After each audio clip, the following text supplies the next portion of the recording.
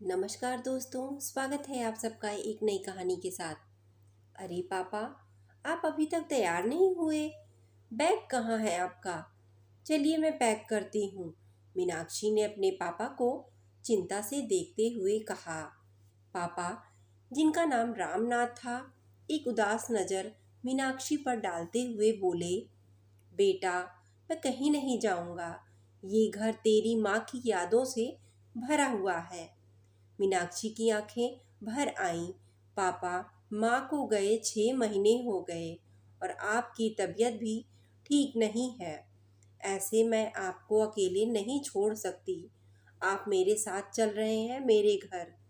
रामनाथ ने धीमे स्वर में कहा, बेटा, मैं तेरे घर कैसे रह सकता हूँ? बेटी के घर का तो पानी भी नहीं पीते। फिर तेरे सास ससुर भी वहाँ हैं। उन्हें मेरा वहाँ रहना कैसा लगेगा? आखिरकार मैं एक बाहरी आदमी हूँ।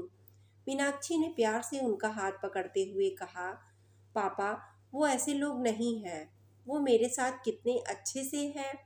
पिछली बार जब आपको शुगर का अटैक आया था, तब कितनी मुश्किल से आप ठीक हुए थे। अब मैं कुछ नहीं सुनूंगी। रामनाथ कुछ सोचने लगे। विजय ने तो एक बार भी नहीं कहा कि पापा आप आ जाइए।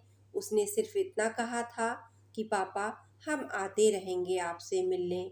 मीनाक्षी, तूने दामाद जी से पूछा?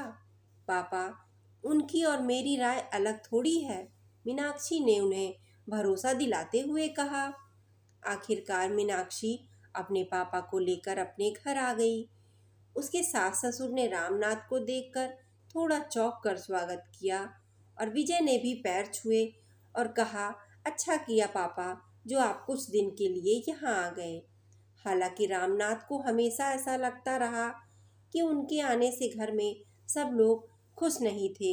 एक दिन वह लॉन में टहल रहे थे, तभी उन्होंने विजय की आवाज़ सुनी, मीनाक्षी, पापा यहाँ कब तक रहेंगे?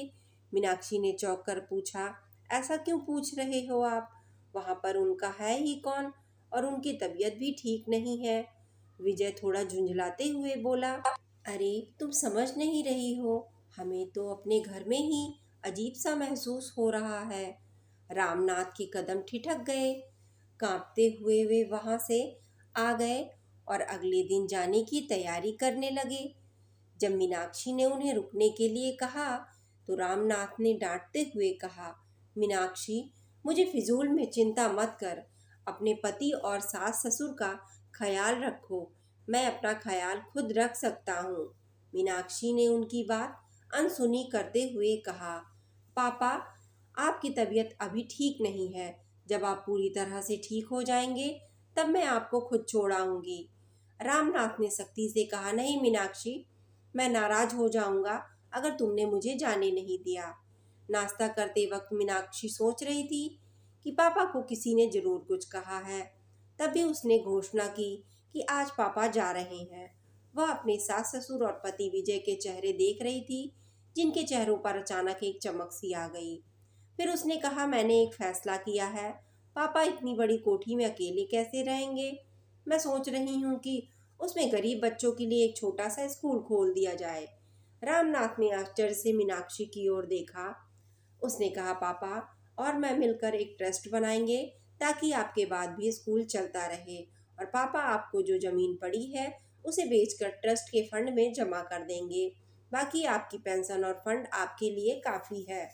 विजय के चेहरे का रंग उड़ गया और उसके माता पिता का भी मुंह खुला रह गया। जब मीनाक्षी पापा को छोड़कर घर लौटी, तो विजय गुस्से में इंतजार कर रहा था। ये सब क्या बकवास कर रही थी तुम? विजय ने झल्लाकर पूछा। मीनाक्षी मुस्कुराई और बोली, ये बकवास नहीं, ये सच है। ऐसा मैं इसलिए कर रही हूँ ताकि किसी को मेरे पापा की मौत का इंतजार ना रहे।